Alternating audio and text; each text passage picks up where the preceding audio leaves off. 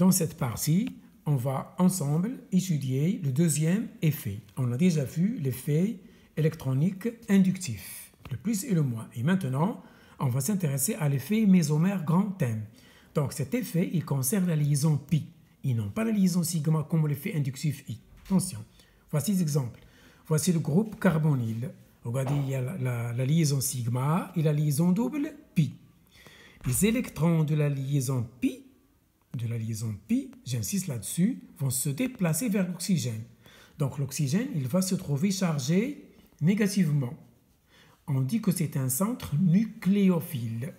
Ceci va vous permettre d'expliquer les mécanismes en chimie organique. C'est un centre nucléophile, c'est-à-dire qu'il porte une charge négative.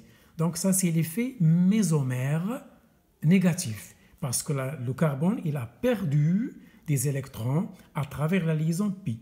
Ce n'est pas l'effet I, c'est l'effet grand M mésomère.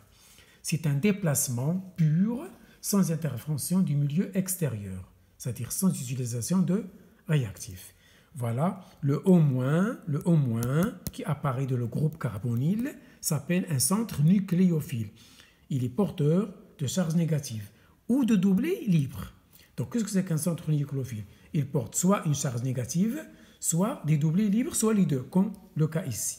Il a des doublés libres et une charge négative. Je dis que c'est un centre nucléophile. Vous voyez? Remarque. Il existe deux types d'effets mésomères, le plus et le moins. Voici l'illustration par des exemples. Chaque fois que la chaîne carbonique perd des électrons selon la liaison pi, comme ça, il s'agit de moins M. C'est l'effet inductif mésomère négatif.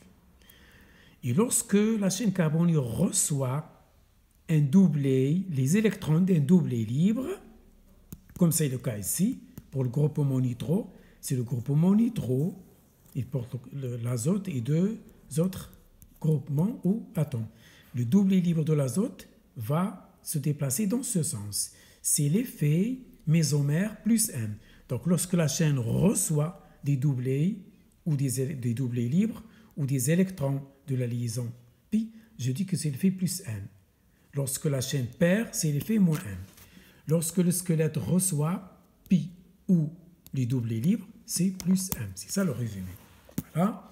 Donc, cas général, voici une molécule C liée doublement à un élément A. Alors, attire les électrons pi. Le carbone, il attire les électrons pi. C'est l'effet attire les électrons pi. Ici, c'est l'effet plus M. Chaque fois que, regardez ici, lorsque le carbone reçoit, c'est plus M. Ici, c'est plus M, parce qu'il attire les électrons vers lui. Bien. Il en est de même ici. Ça, c'est le groupement carbonyle. Ça y est? Voilà, il en est de même ici. Donc, en général, l'effet mésomère est favorisé lorsqu'il y a conjugaison et alternance.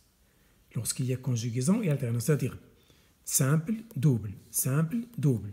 C'est ça l'alternance. Tantôt une liaison simple, tantôt une liaison double. Lorsque une chaîne contient une alternance de simple et double liaison, alors l'effet mésomère est facilité. Voici un exemple. Ça y est, voici cette molécule. Le doublé libre de l'azote va se déplacer ici. Il va exciter les autres doubles liaisons de benzène. Voilà. Et on obtient une deuxième possibilité. Je pars de cette molécule. Voilà, j'obtiens celle-là. Ce doublé saute ici. Ça pousse. Et l'autre doublé saute là. Et le tour à celui-là. Et j'obtiens ici un surplus d'électrons. Donc une charge positive apparaît sur l'azote. Une charge négative apparaît ici, sur ce carbone. Ça y est, je dis que ce sont des formes mésomères. Ils sont obtenus par mésomérie. Le 6,6H5OH, c'est un acide. On va le montrer. Le 6,6H5OH, c'est-à-dire le phénol, il porte OH. Il apparaît que c'est un alcool. Mais non, c'est un acide. On va le justifier par les formes mésomères. Regardez, le doublet ou la charge négative de l'oxygène va se déplacer ici. J'obtiens cette forme. L'autre liaison double va sortir et ainsi de suite. J'obtiens ici un excès de charge négative. Ensuite, j'obtiens cette forme. Ensuite, celle-là. Ensuite, celle-là. Par conjugaison, il y a déplacement tantôt de la charge, tantôt de la double liaison pi. Je dis que ce sont des formes mésomères. Ça y est. Et voilà, j'obtiens cet ion. Cet ion s'appelle l'ion phénolate. Elle vient du phénol. C'est l'ion phénolate. Elle est plus stable. Elle est plus stable. Car le phénol donne cet ion stable plus H+, qui est un acide. Mais cet ion, elle est stable. Elle est plus stable. Donc, puisque le phénol, il a libéré un proton H+, donc c'est un acide.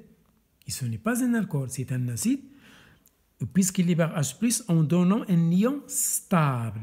Ça prouve son acidité.